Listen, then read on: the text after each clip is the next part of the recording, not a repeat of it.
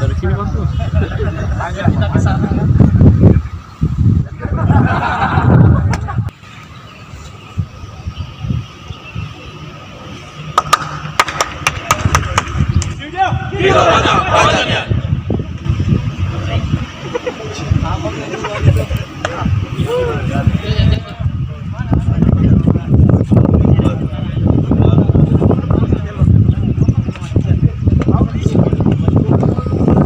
Coach, belum ada rencana, nggak ada rencana meliburkan pemain kita ya Coach ya? Belum ada, belum.